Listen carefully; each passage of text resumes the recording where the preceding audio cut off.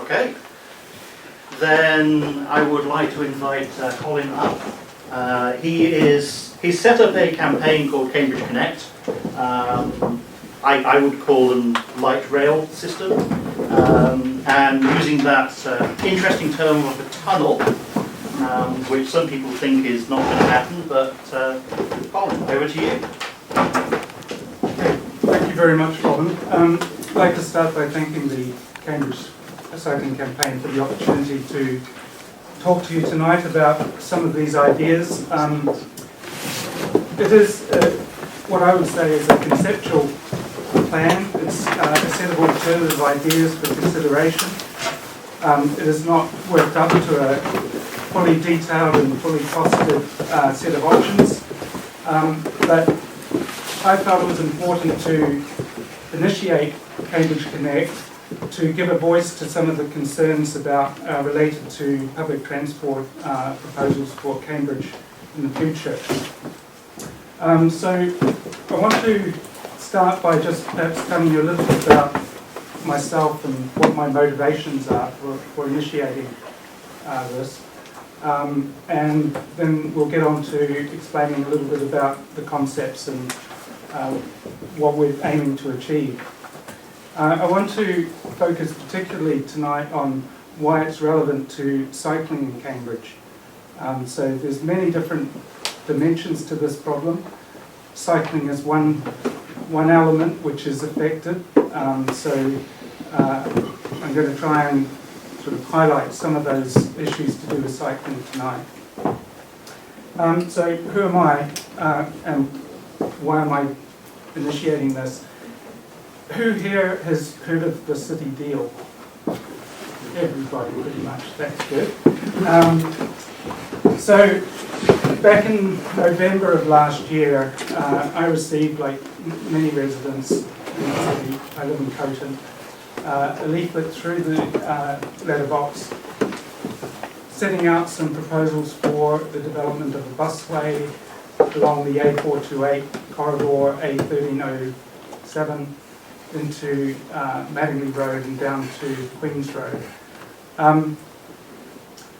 This raised a lot of questions in my mind. First of all, is that the right route for a busway? Does this actually make sense? Now, I will fully acknowledge that as a resident of Colin, I was potentially affected by that proposal.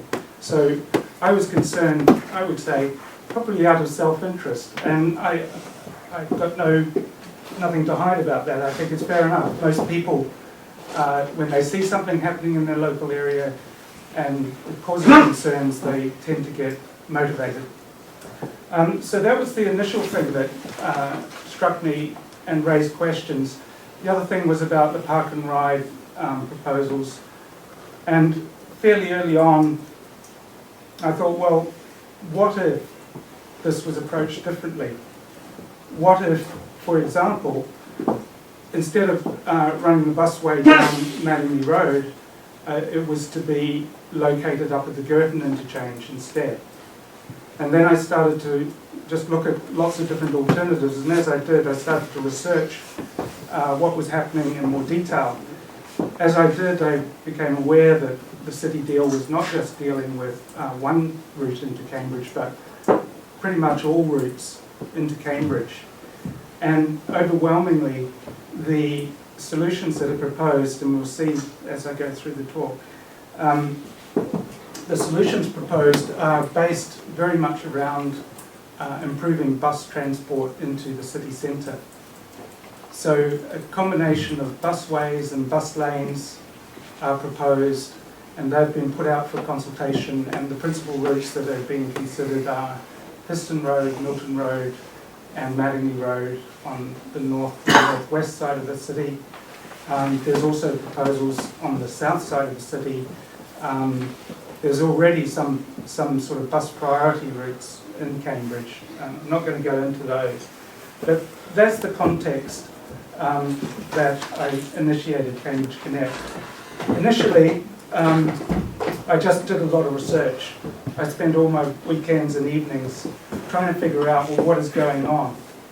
And is this good for Cambridge? I was told fairly early on that, well, we've got to do something. Cambridge is in gridlock. We can't be thinking 20 years ahead. We need to be doing something now in the next 5 years to address the problems that we have. Now that's appealing on one level, and I certainly get that we do need to address problems in the short term. And there's a group called Smarter Cambridge Transport who have had a lot of discussions with, and I support the work that they're doing.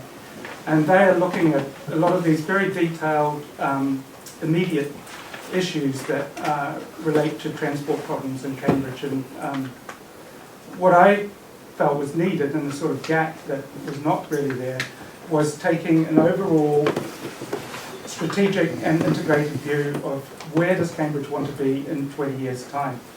Are we going to wake up in 20 years and say, oh, what have we done? I wasn't here in Cambridge when Hetty Curry was converted to the what we have today, but I understand and from pictures get that an important part of Cambridge heritage was lost because of those developments. And maybe it could have been done differently. And what I'm trying to do in this initiative is to highlight some issues to do with the future of Cambridge and what kind of Cambridge we might want for the future. And as I walk you through this, I want you to just really, I guess I'm trying to raise awareness about the implications of a lot of the developments that are currently proposed.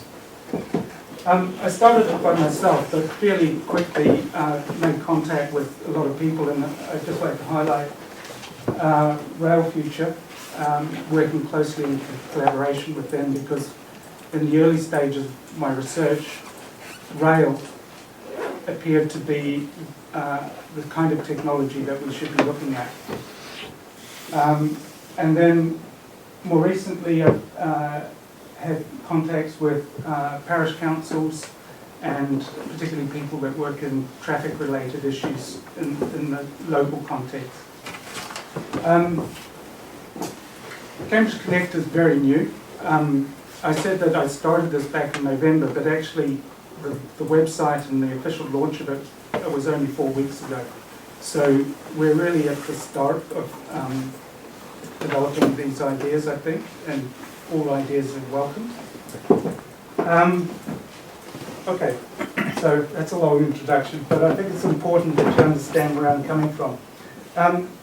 Just one little thing about myself and my background.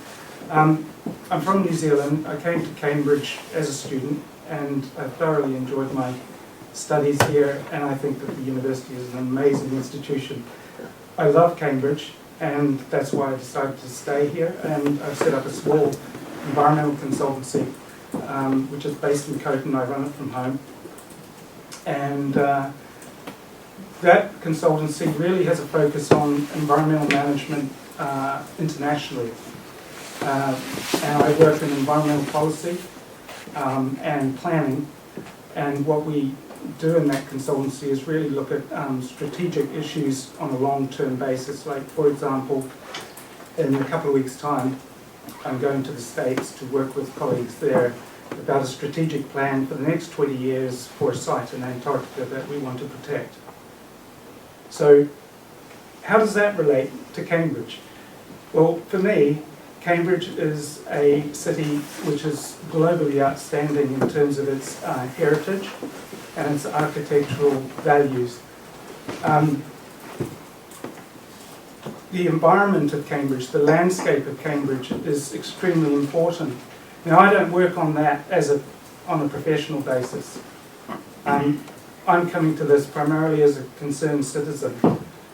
But I think it's fair to say that my professional background in that other context has quite a strong bearing on the things that I observe and the way that my approach is developing. So just clarification, is Cambridge Connect some sort of charity or no, not yet. And you said we. It's actually how many people are you speaking about? Such at the moment. Sorry. Cambridge Connect is a name which I adopted because I made a submission to the City Deal call for evidence back in November. I'm aware as a business person that branding is important. When you're trying to convey ideas, you need to have some kind of name or something that conveys what you're about. So even back in November, I realised that, and I chose the name Cambridge Connect because a lot of what I'm talking about is about connections within Cambridge. How do we make it work? Formally, Cambridge Connect is what I did back then, and this was to protect the name of Cambridge Connect as an entity. I did set up a company called Cambridge Connect Transit Limited. I did that like really quick, and I didn't really think it through. I think it's the wrong kind of company actually, but it does protect the name. What I would do, if this does gain any traction, is I will set it up as a charity with formal objects and all that sort of stuff. But at the moment, because it's so new, and I've still got no idea whether this is going to go anywhere, I didn't want to go to all that trouble of setting it up as a formal charity until I knew more about how receptive is the Cambridge community to these ideas. If the community's not, then it'll die. I can pretty much be clear about that. And sorry, how many people are involved? Because you said we. Yeah. So I started it, and for some months it was just me, just talking to people.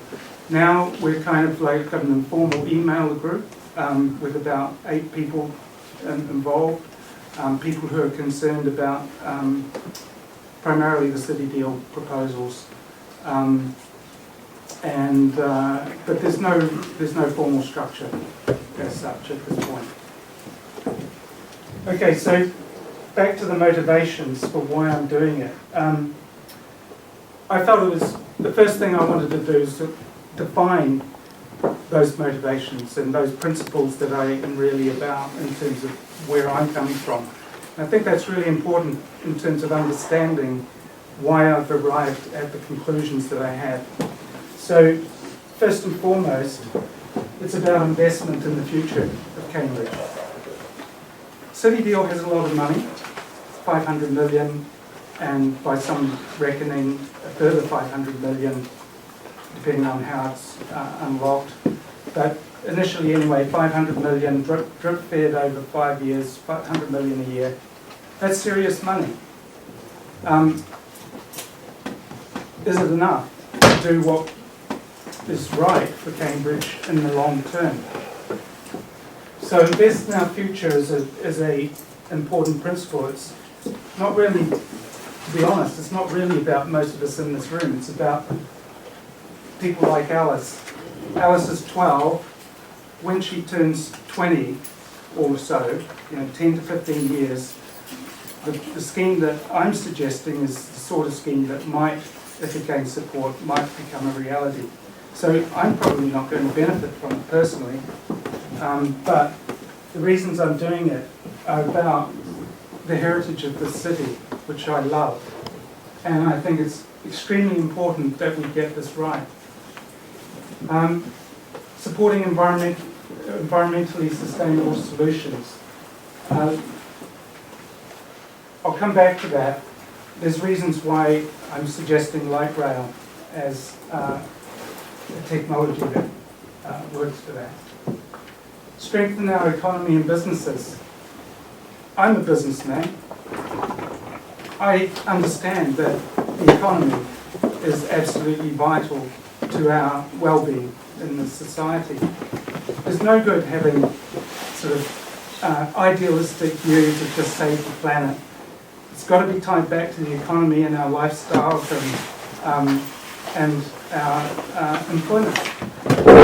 So an important part of what I'm suggesting is actually tied into business opportunities and how we make that work better. Fast, frequent and reliable services. Now this is sort of getting more to the public transport side of things. And connect the modern university campus. As I've said, I think the university is extremely important in Cambridge. In fact, I venture to say is the most important institution in this city, and any solution needs to recognise the needs of the university. I think that's central.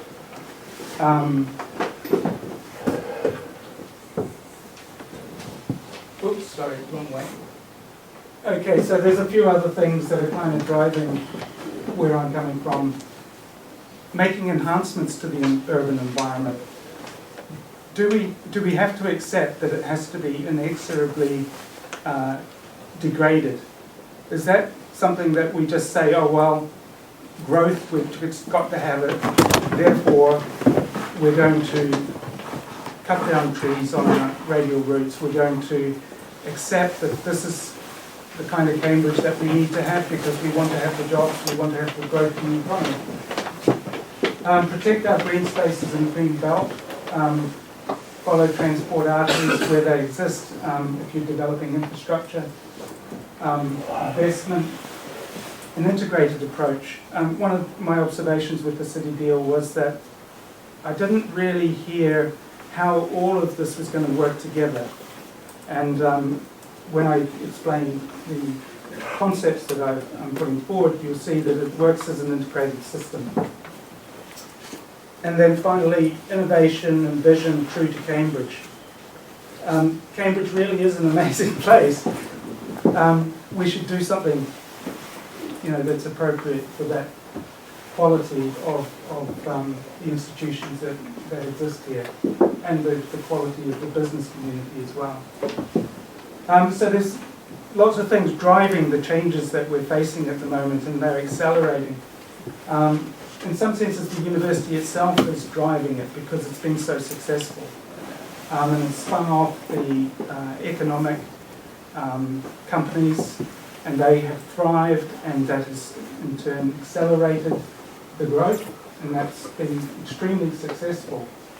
This, of course, has led to rapid population growth. Now, many years ago, there was a decision made to have a satellite town model as a planning approach within Cambridge, and essentially that means that the growth of the city itself was to be restricted, formally under planning rules, and instead growth would be encouraged on the periphery, and in particular in towns like Cambourne, Waterbeach, Northstowe and so on. So that model has an effect on how transport plays out within the region. Finally, the city deal itself is a driver of change. We've got all this cash, and it has to be spent, apparently. We've just got to spend it. So that is catalysing projects and development to actually, well, in some senses, to address the pressures that exist. But some of those proposals, I would suggest, are not looking far enough ahead, because the money's here now, we've just got to spend it. Okay, so I want to give you a sense of the scale of the problem. This is a map or a graph of Cambridge City population, projected growth from 2011 through to 2031. Now, I've put on this graph two different models because I think I want to highlight that you've got to be careful with statistics here.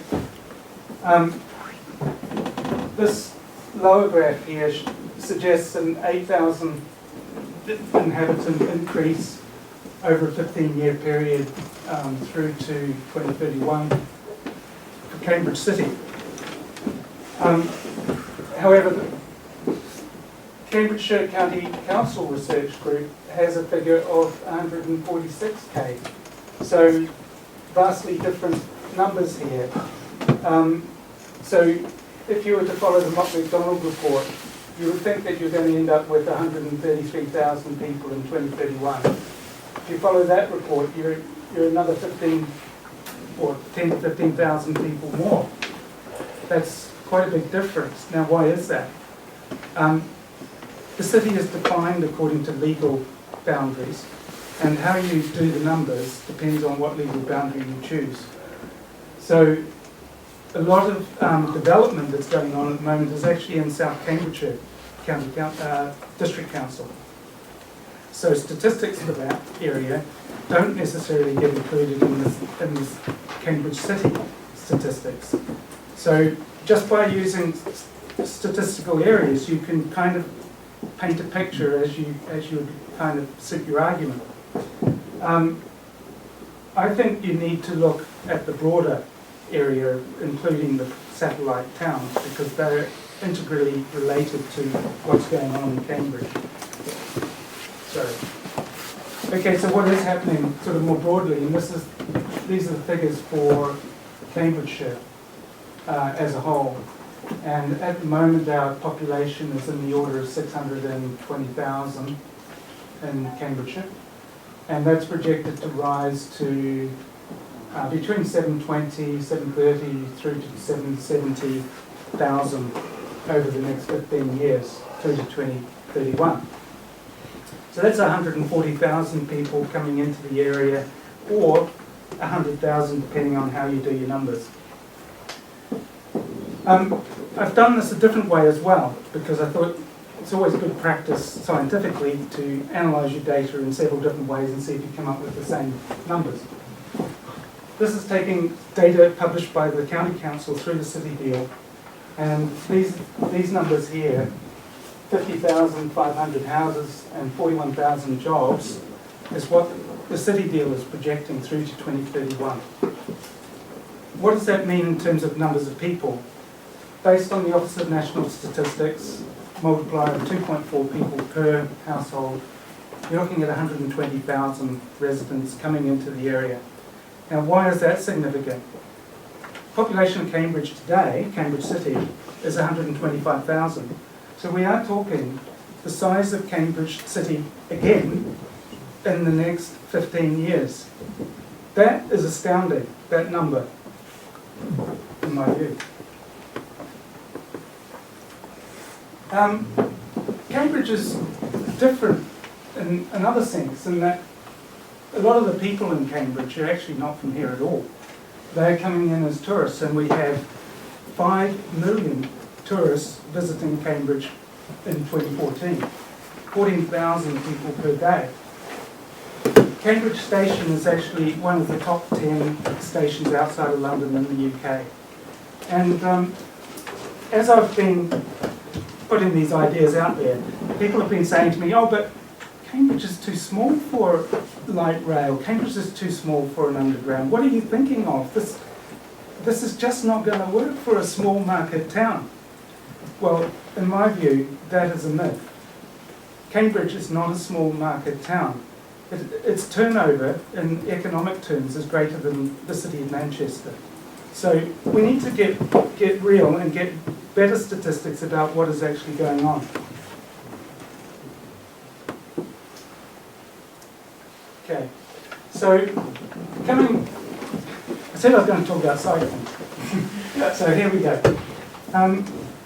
Cycling within Cambridge is very different to what's going on outside of Cambridge in terms of commuting. Within the city, broadly speaking, commuters within Cambridge is 32% cyclists, about 45% private vehicles, 7% go by bus, 4% by train, 9% walk, and the other, well, I don't know what they do, scooters, taxis maybe. That pattern is very different to the people that come into Cambridge as commuters from outside the city. So from outside the city, we've got 73% by private car.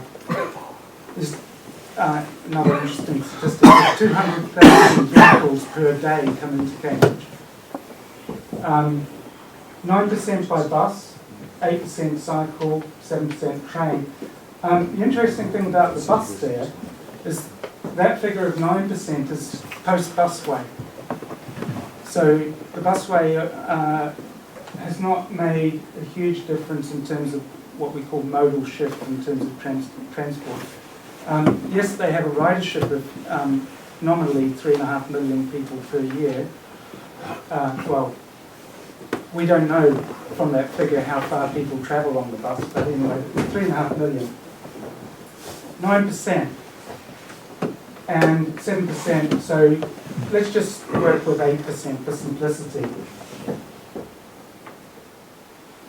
Now, what are the implications of this growth in population plus the modal share that we have within Cambridge of cyclists, buses, and so on. And this rather alarming map, which I'm almost ashamed to show you, is from the city deal. And it's got lots of lines on it showing you what is planned and lots of explanation about the various schemes that are developed. I don't want to sort of go into that too much, but just want to highlight a couple of things. One is, this was last year. There was a projected 1,000 new jobs for ARM at Capital Park. Just in February, they announced 1,500, 50% more than that. Just a few weeks ago, the announcement was made by the Chancellor to look seriously at the development of an east-west rail link. The projections are that if that is developed, that would lead to 12,000 new jobs in Cambridge and an additional input to the economy of 100 million per year. So that is not even considered within any of the city deal plans because it was only just announced last week or a couple of weeks ago. So these numbers that we have here, which are projecting where we're going for employment, for population, I think one needs to be very careful and critical about what is actually going to happen. And I don't know, I'm not a population expert, but these sorts of trends, I did geography as my major. There's a concept in geography called growth poles. And what they are is growth and jobs and development. It serves to attract more development. And it actually has a sort of cyclical, exponential effect. So I don't know whether that has been considered in all of these projections, but I think it's really important that we think about it. Okay, I'm going to simplify the city deal map. This is one that I made up, basically taking the key elements of that. And I want to show you here the main elements that are planned. So we've got a busway coming down here on Milton Road, a busway on Histon Road, a busway on Madingley Road. We've already got the existing in yellow, that's the existing guided busways. We've got the new Cambridge North station here, or some people might call it Chesterton rail station, with a link being made to it. There's a proposal for some kind of bus corridor, I'm not sure quite what it'll be, to go around the east side of the city. Essentially that's following the ring road and existing roads. How they're going to do that, I'm not sure. There's also some, sorry, somebody know? I don't think they are either. Oh, right. There's also a plan for some kind of bus route down towards Haverhill. Now, again, whether that's fully dedicated or some lane or something, I'm not sure.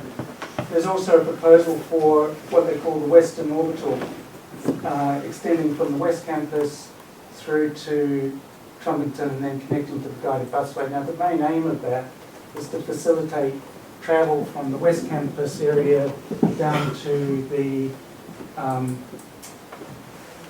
Addenbrooke site for employment. Papworth's moving in to Addenbrooke's, so they perceive a need for that to move people across that route. They're planning to build a busway down here. Now the interesting thing, and I'll come back to this, the Girton interchange is really a key junction because it links the east-west A14 and A428 with the M11 and A14 going north. At the moment, if you go out here on a peak hour traffic, say in the morning, you find this route on the A428 down to here is almost empty. a few cars are going down there. Meanwhile, this route here is absolutely chocker right up to the junction here. The reason for that is a lot of people, A, trying to get into Cambridge, but B, they're trying to get onto the M11, and the only link onto the M11 is actually at junction 13. There is no link at the Girton interchange from the A428 onto the M11. So it's currently not enabled, and this restricts significantly the ability to use it if you're in the satellite towns. Okay, so that's the context of the city deal proposals. So what are the implications? One thing I forgot to say with regard to this is you'll notice that the termination points of all of these busways, and this is just a bus lane on Trumpington Road, but I haven't shown here, these are the main radial routes, but I haven't shown just the normal bus routes. They just go along the regular roads like down Huntingdon Road, etc. And they all end up in the centre pretty much. So one of the questions that I thought initially when I heard that this busway was going to come down Mattingley Road and stop at Queen's Road, I thought, well, what happens then? Where do these buses go?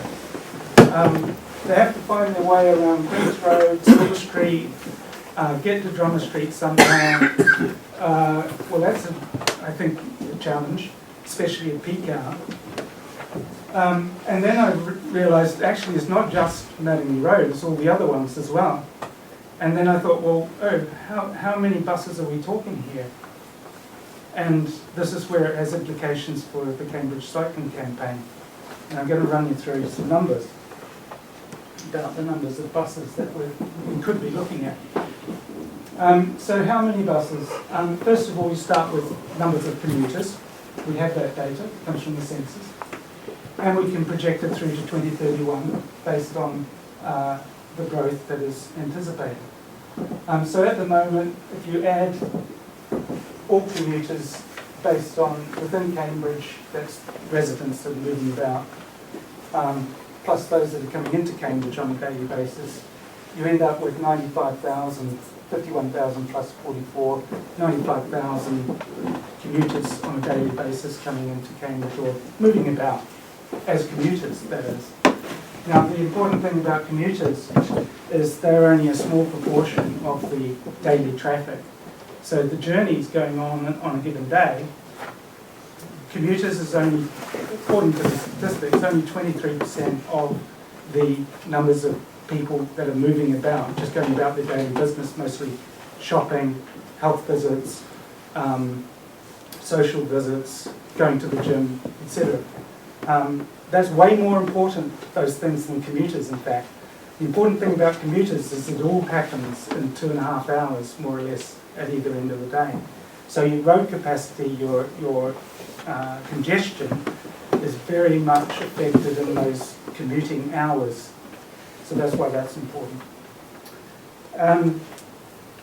So I thought, first of all, well, how many buses are actually coming into Cambridge right now?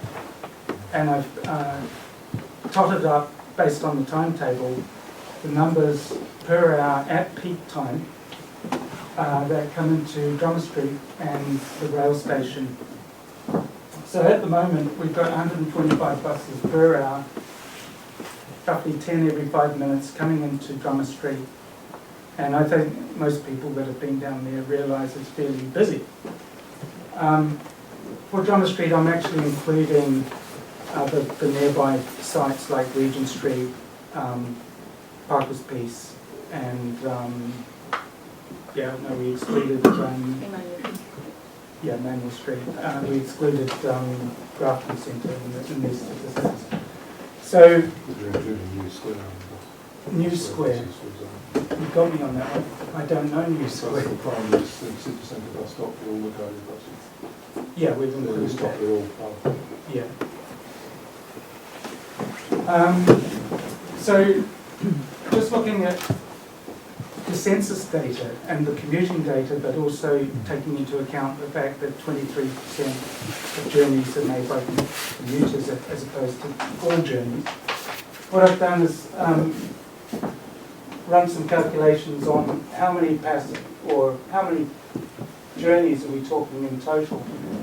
And I just want to highlight here in 2016, based on the data, if you, to get 125 buses an hour corresponding to what is actually on the timetable, that would suggest that each bus coming in would have to have 61 people on board. Now, I don't think that's realistic.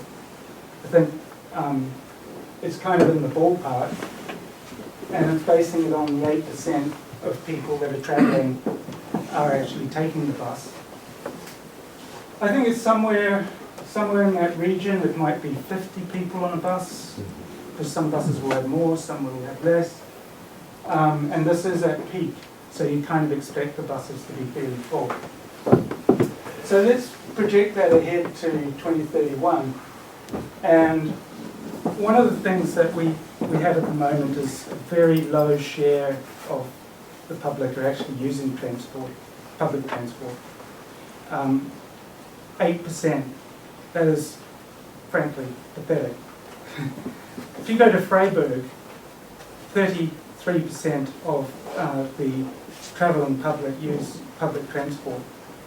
We have 8%, so that's quite poor. So let's just say that we could double that, and that would bring it to 15%, say. That seems ambitious, but actually that's a target which is really of low ambition, in my opinion. We should be aiming for public transport to be a dominant mode of movement, and the reasons for that are really about sustainability. And I'll show you some data in a minute about why that's important for sustainability. So if we have 15%, we get numbers per hour of 16,000 per hour people coming in, which would actually, in 2031, that would equate to 215 buses per hour. Double the number, more or less, that we're looking at today. Now, Edward Lee from Smarter Cambridge Transport, he did this calculation in a very different way, completely independent, different methodology. He came up with a figure of 20,000 passengers per hour needing to be moved at peak times, which would be the equivalent of 267 buses per hour. Now he did that using the statistics that were coming out of some of the consultants' reports about Histon Road, Milton Road, etc. These reports are done by transport engineers. They're robust, I think. So I was intrigued that the numbers that I was getting, just based on the census data and commuters and projecting populations, were coming out more or less in the same ballpark, 200 to 300 buses per hour. Now what happens if you are even more ambitious and you go for 20% or 25% of people going by buses? You have to increase the numbers of buses, because buses are essentially small vehicles. They can only carry a maximum of 7 people. So then you're really starting to rack up the numbers of buses. Why is this important? Because I don't think it's practical and it's not desirable for people, pedestrians, cyclists, living within the city and trying to move about. At present, 60% of the road accidents in Cambridge involve a cyclist. Correct me if I'm wrong. That's the figure I've seen. What are the implications of this number of buses circulating within the city centre for cyclists? What are the safety implications? How does this change things for people that live in the city? What are the implications for pollution? Are we going to convert all the buses to electric? Maybe. I think there's a lot of questions there. And this is why I reach a view at the moment, maybe there's a technology I haven't thought of, that light rail offers a lot of potential for addressing these problems in a way that could protect the inner city heritage, reduce the number of buses coming into the inner city, and provide a much higher quality public transport system that people would want to use. Not that they have to use because they're forced to, because of congestion or because of congestion charging, but something that actually is fast, frequent, reliable, and makes your journey the sort of choice that you want to make, because it's easy, essentially. Light rail, why light rail? Because it is a proven technology. It's been around for decades. It is implemented in hundreds of cities worldwide, and it is proven to be one of the best public transport systems that is available. Now, people will say, oh, but far too expensive, and I'll come back to that. But it's about investment. So why would you use light rail? First of all, fast, frequent, reliable. It's environmentally sound. It's energy efficient, and it has no emissions at the street because it's electrically driven. Now, there's questions about, well, where do you get the power? Is it from wind farms or is it from coal-burning power stations? That's a separate question relating to the energy infrastructure of this country as a whole. But potentially, it could actually be entirely sustainable if you were to source your electricity from sustainable sources. Protect the historic city. Now, something I haven't mentioned yet, but fundamental to the suggestions that I'm putting forward is that within the city centre, this infrastructure should be put underground. I'm not suggesting, and I want to be absolutely clear about this, I'm definitely not suggesting that this rail system should operate through the streets of the inner city of Cambridge. I don't think that would work. I don't think that would be good for Cambridge. The drawback, of course, is that underground is very expensive. I'll come back to that. Light rails, if you have a good network, it can actually be better for cross-city journeys because it's fast. You can get across town quite quickly. Now, I've got some numbers later about how quickly. Connecting the campuses, I've already talked about. The efficiency of the network is beneficial for business. Basically, from a business point of view, what you don't want is downtime. You want to maximize your productivity. And the more time that you have people spending in traffic, rather than getting and making those business meetings, the worse it is for your profitability. So it's good for business. Those are the benefits. Before I come to that, I want to ask you a question. What do you think is the most energy efficient form of transport that we have available to us? Well, I had to get that answer. You're absolutely right. Cycling is the most number 2. energy efficient form of, by a long way. So that's a good reason why, in terms of sustainability, we want to develop systems that encourage cycling. We want more cycling.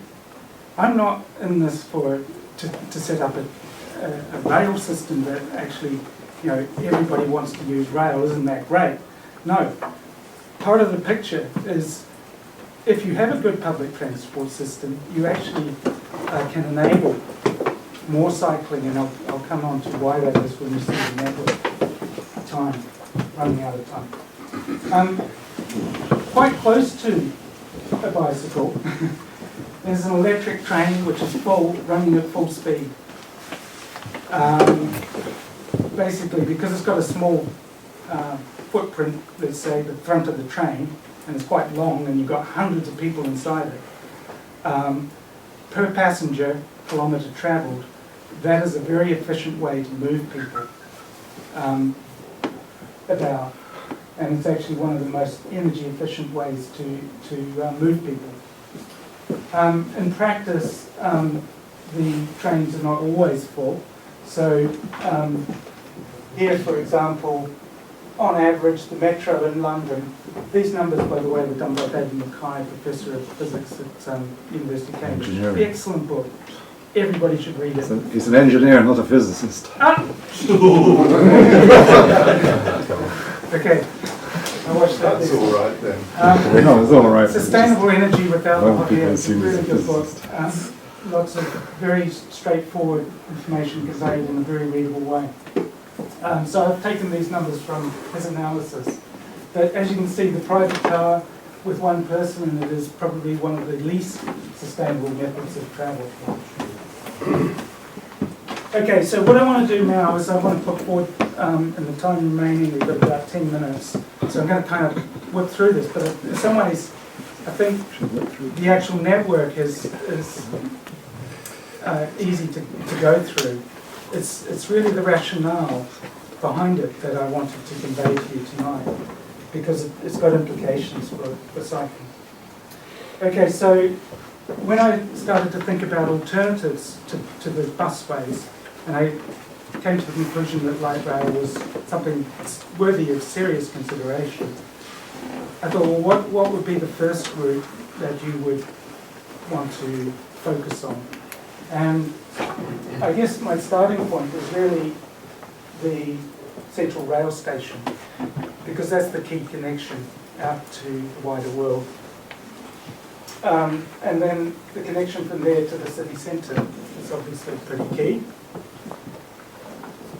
West Campus. Has everybody been out onto West Campus lately? Have you seen it? Yeah. The growth is phenomenal. When I came to Cambridge, there were cows out there. I used to work at the British Antarctic Survey for several years, and there was nothing there. Now it is a thriving campus, but it's only partially developed. When it's fully developed, 15,000 employees will be based there, plus students, plus people coming in on a daily basis. So, the West Campus is very important in terms of development and movements of people within the city in the future. The Northwest Cambridge site, you guys have seen, no doubt, all the developments going on there. 4,000 homes, I think it is, 2,000 student places, significant development.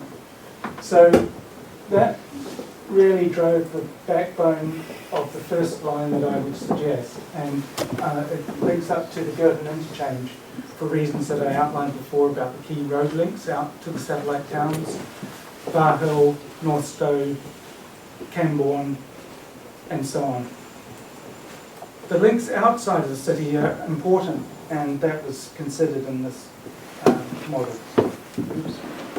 So the second line, or I'm not going to put these in priority, I mean it's just kind of where I perceive there would be needs. You might have different priorities of which order you might put them. So going north to the Science Park, the employment centre, and also out to the A14, there's a new development going on out here, it's called Wing, a couple of thousand new homes. I thought it was important to link the A14 to a light rail route which came into the city centre. Now the underground part is shown in dashed lines, and that would be 8 kilometres in length in total.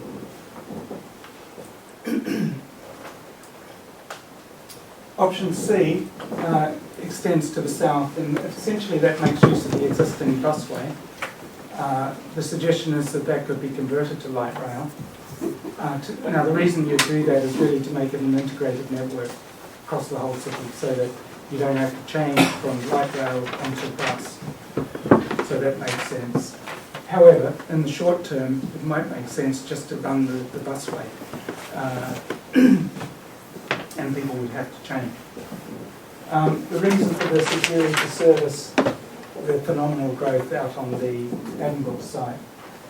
A point about the link here at Baberham. At the moment, if you go on the park and ride at Baberham, you take the route on Hills Road past the hospital and follow it pretty much into the city centre down Hills Road. Well, the suggestion here is that if you make the link across here to the Trumpington line, you would actually take traffic off Hills Road, and instead people would park here and then use the line to go wherever in the network that they wanted to.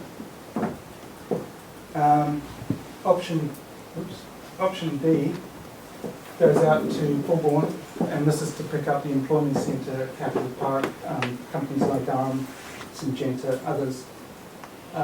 It's a key development area. That would be, at this stage we don't know whether that would be a shared line.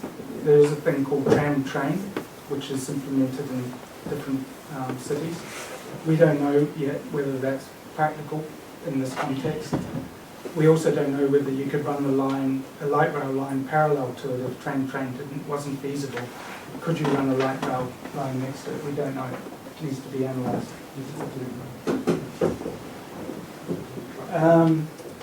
Finally, the route along the north side of the city, and this is picking up commuters coming in from northern villages, Cottenham, Histon, Milton, etc. And basically the idea is that if they get on a link here, you can travel right round the city to any of the key employment centres and also to the city centre very quickly. And I'll show you the numbers on how quick soon. Now, sort of, when I started this project, it was all about sort of the design of the network and what it's going to link to in terms of the periphery of the city, but also inside the city and the employment centres.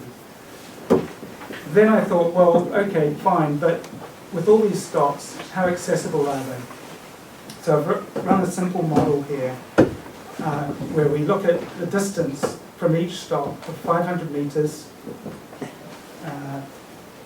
That's 1,000 metres.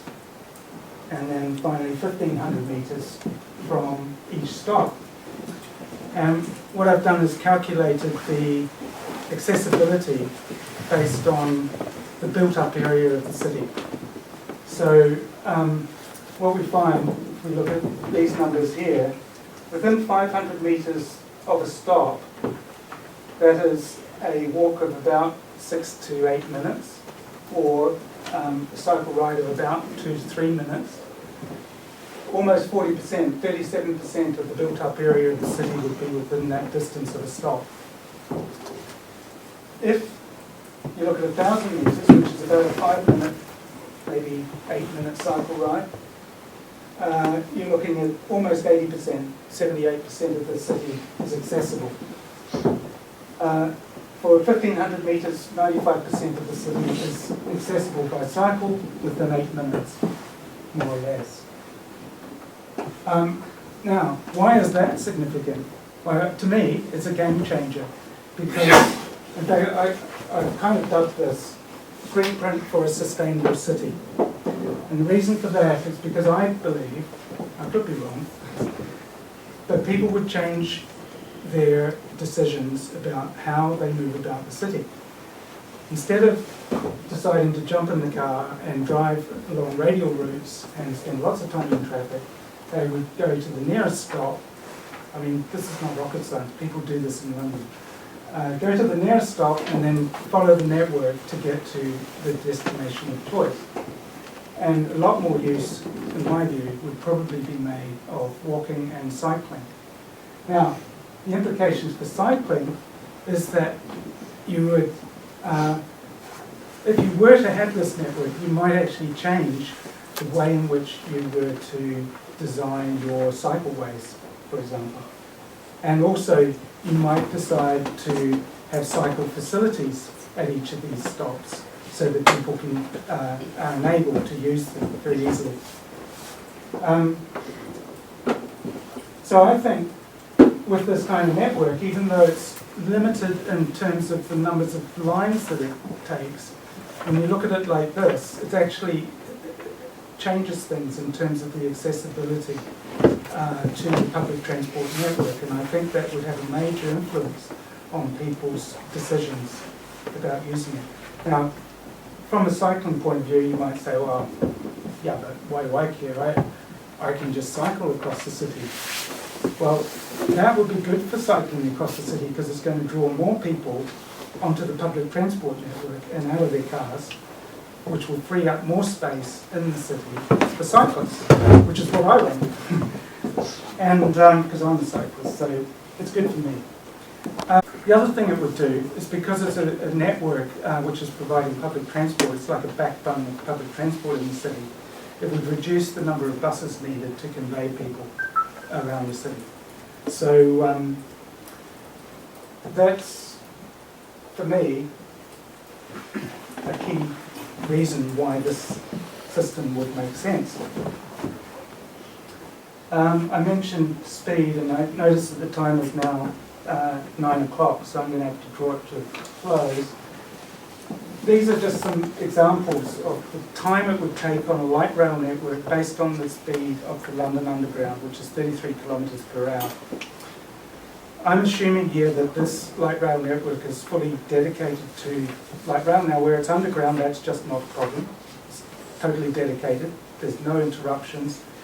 Now, you'll know from other cities that often light rail will run along existing roads. If you're running along existing roads, you can halve the numbers on terms of speed because light rail can't travel at the sort of speeds that it can on a dedicated route if it's going on a road. So this is assuming it's dedicated. Between Market Square and Cambridge Central Rail Station, 3.5 minutes, more or less. If you were to travel from, say, Piston Road, 7 minutes plus 9, that's 16 minutes to the Cambridge Central Station. That's pretty much one of the longest journeys that you make on the network. So you can get around very quickly if you use an underground and a dedicated network. Now, the big question is, how much is all this going to cost? And the numbers are huge. Well, actually, that's the assumption that is made, that the numbers just will not stack up for Cambridge because we're a small market town, we just don't have the resources. Well, let's think about that. Let's ask the questions. Let's really explore whether that is true. This is too long. Okay. Then, Can we have a discussion? well, I was told that we had until 9 o'clock. An example is the upgrade to the A14 at the moment. That is costing $1.5 billion. So in terms of cost, if you compare a major transport infrastructure project to another, the A14 upgrade is very similar in numbers. Now, we haven't done a full costing.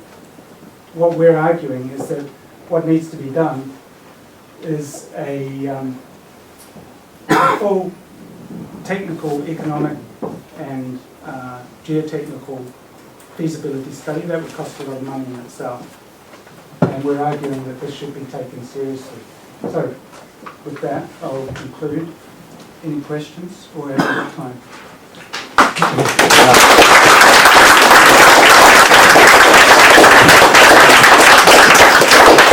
Let's take some questions. Okay. I'm afraid I regard this as a completely non-credible proposal. I mean, it's an enormous amount of money. It's 3 times what's on the table. All I see there is a massive opportunity cost. I mean, if you're trying to solve pollution, invest in, basically make the bus fleet electric. I mean, there are all sorts of problems like the time to go underground and up and so on. I mean, there are just so many holes I feel in this, and opportunity cost is streaming at me. For that kind of money, for even a fraction of that, you can have a world-class cycle network. You could, the whole thing's about politics, and I don't think this addresses it at all. I'm sorry. Okay, fair point. Do you want me to respond? Yeah. I'm not convinced that the busway proposals are good for Cambridge. As I'm looking ahead 20 years and the implications of the current city deal proposals. Do you have a solution, for example, to the numbers of buses that would be required to circulate within the city centre? Yes, have on-street ticketing, which massively reduced the time. There are all sorts of things you could do to actually make the bus system more functional. I mean, you know, you're comparing against basically something where, you know, buses sitting there for 10 minutes taking fares and all this kind of stuff. You could double the capacity if you just had on-street ticketing. I don't know what your view is, Jim. No, is that realistic? Totally agree with that. You could double the capacity. That's a tiny fraction of 1.5 billion quid. Double the numbers of buses coming into the city centre, and you have to have, at a conservative estimation, between 200 to 300 buses per hour. There is a simple fact that there is a space constraint in the city centre. Now, if that's the kind of city that the people of Cambridge want, then fair enough. You know, if you just want to have your bus circulation going on within the city centre, I can accept that, you know, technically that might work. I don't know if it would work, but we haven't, for example, we haven't seen any explanation coming from the city deal about how this is going to work. I really don't know. What I'm suggesting is that rather than just dismiss it outright before doing any research, now I don't know if you've researched this in detail yourself. Have you? I would certainly criticise the fact that the city deal is starting from a solutions perspective rather than actually analysing the problem and going. But I mean, I see the same sorts of problems in terms of the number of, you know, the space you'd need. I'm saying this has not been really looked at carefully. It has been dismissed outright before we've actually done the research and figured out whether this actually makes sense. Now, the amount of investment, if you compare it to the A14, I don't think is a huge amount. If you do the numbers over the timeframes that this system would be operating, you're talking 40 years, 30, 40 years. An economist would do the numbers and you'd find that it would probably stack up quite well. So I'm not sure. I'm not saying that I've done those numbers. I'm arguing that we should do the numbers because I think the questions are so substantial about the future of Cambridge that we really should look at this. If we look at it and then reject it, fine. Colin, I welcome Colin being brave enough to stand up here and put an alternative view and think creatively about what we do. I think that's great. I think the city is important. You know, we want lots of different views. I'm sure that people who proposed the bus rates also thought about it. I mean, I did a quick Google before I came out. You know, 10 minutes research, and what they were pointing out to me was that some lightweight rail systems that are above ground are nearly a factor of 10 cheaper than ones that are underground. As you say, they're very expensive. So maybe one could go creative, and rather than having to have a route go through the city centre, tunnelling underneath the city centre, have it go more around the edge where it could be a surface rail. Actually, you know, a surface rail system with fast stops, I think it's quite good. But I'm sure that I think it's great if you're thinking creatively about what the solution is. I'm absolutely sure this is not the precise answer, but I don't think you think it is either. But thanks for sharing your thoughts. No, it's a conceptual plan which is at the early stage of development. As I said, it's now 4 weeks since we put this out publicly. And I think it's very early days. I certainly wouldn't like to say that this is the solution to all your problems, but I think it certainly has enough going for it that merits consideration. Okay, James. Well, one thing you haven't mentioned is electric bicycles. And we've got massive development of electric bicycle technology in recent years. The numbers sold are doubling just about every year. And what we need from the fringe villages is proper and widespread use of electric bicycles to get to the city centre. Now for that, we of course need decent cycleways. And we're getting some of them, but we need a hell of a lot more. I would totally agree. What I've focused on tonight is just from the city periphery into the city centre. Well, this is, it's electric bicycles that will make a great deal of difference to people, particularly people who are elderly like me, or other people who for some reason find cycling a distance difficult. No, I think your point's a very good one, and I would totally support cycleways out to the satellite towns, the new centres that are being developed and the existing ones. I do agree with you that that infrastructure is not there. I don't know to what extent we, as like this initiative under Cambridge Connect, would address that. I think that's more the role of the Cambridge Cycling Campaign to push for that kind of thing. I would totally support it. I think it's a really good idea, but I'm not sure that within this initiative it's something that we could make Jim? Yeah, I'm concerned that one of our difficulties is that the city deal effectively ties our hands, and it says that we have to do things short-termism because we've got to prove that we've got the benefits. I do have concerns about shall we, the extensive scheme, but I do feel that a route which went from northwest Cambridge to west Cambridge and then through the city centre to the railway station would have huge benefits.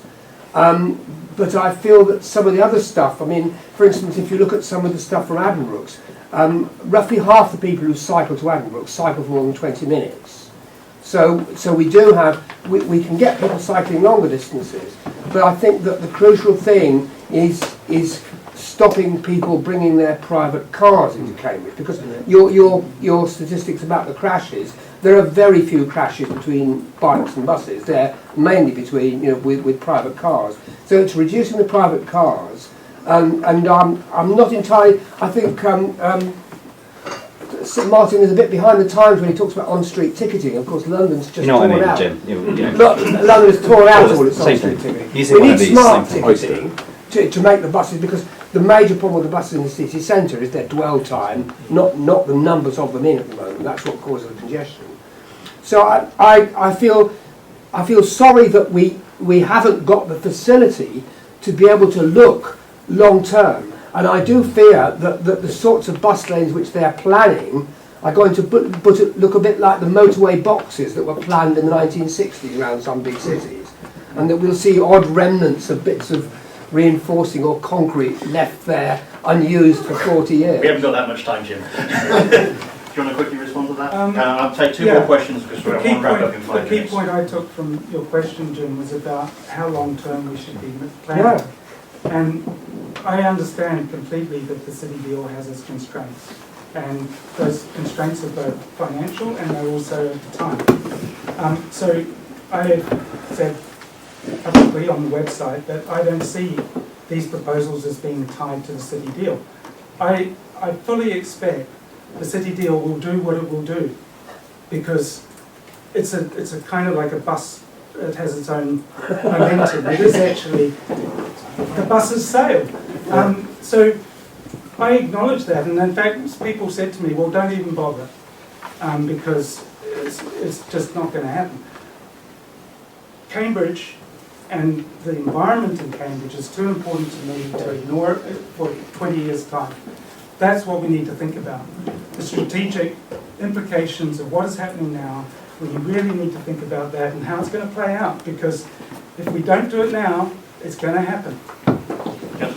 So, to a comment, first comment, I think you need to make the first 2/3 of your presentation more snappier. Sorry. It took 30 or 40 minutes of too much detail. So really, I think for you to be effective, I think you need to make that a snappier presentation, because otherwise you're going to lose your audience, like I think you lost quite a few. My question is, have you talked to, I can't remember his name, the councillor who was proposing the metro rail system within Cambridge using some of the existing rail lines? Because I don't know, have you met with him? Have you talked with him? Because that seems, yes, thank you. No, I haven't. Because I think it would be well worth you doing, because he had I have actually tried to contact him. Quite sensible ideas about how to increase some of the capacity on the routes that you're talking about through a metro rail system. Okay, and Colin.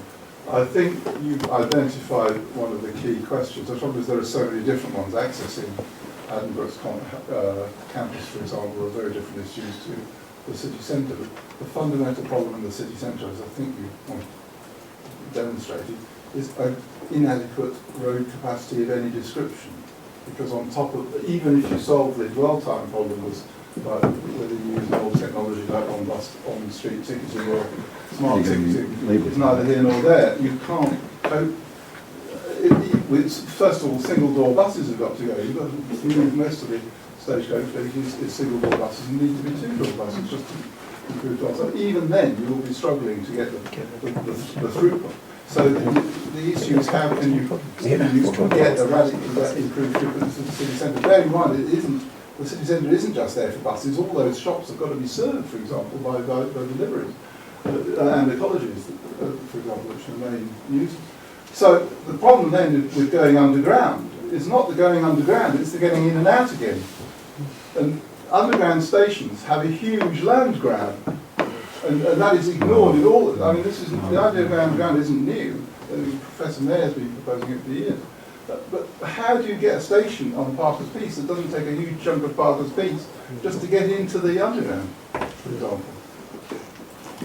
And the same at the Market Square. Well, I'm not sure that at the surface an underground station takes up that much. There's only one underground station in London that never had a substantial surface position, and that was Bank. It was all under the road at the intersection, and even that now has surface building. But if you go to Barcelona and places, they don't have the surface area that you're talking about. They're very discreet. I mean, that, I would call Metro it in Paris, Paris. you know, the service area is just basically the space required for a stairs. I think that could be a design choice as opposed to something that's an absolute necessity. If you just look at the land grab of the Crossrail stations in London, they are enormous. So deep. Okay. That's because So- they're deep. So, any one last question? Okay, Monica. I'm interested in how your ideas would mesh with Edward Lee's Smarter Cambridge proposals. I don't think anyone in this room is wildly enthusiastic about the city deal, but we are quite sympathetic to the proposals that Edward Lee and his lot have put forward. And I'm just interested to know how they would work together. I realise you're working on a slightly different timescale. Yeah, Edward and I had discussions about this concept versus the several, or he's got a number of things that he's developing. And we recognised fairly early on that we are working to different timescales, but also that because I'm seeing this as something that lies to a large extent outside of the resources of the city deal, I'm not particularly addressing this to the city deal. Whereas I think Edward's focus, and I think probably quite rightly, is to you could say call to account the city deal proposals and really focus on, well, what's going to happen in the near term. I think that's important, and I would support what he's doing on that front, but I don't think that we should be looking at the near term to the exclusion of the longer term implications. That's where I'm coming from. Okay, well, thank you very much.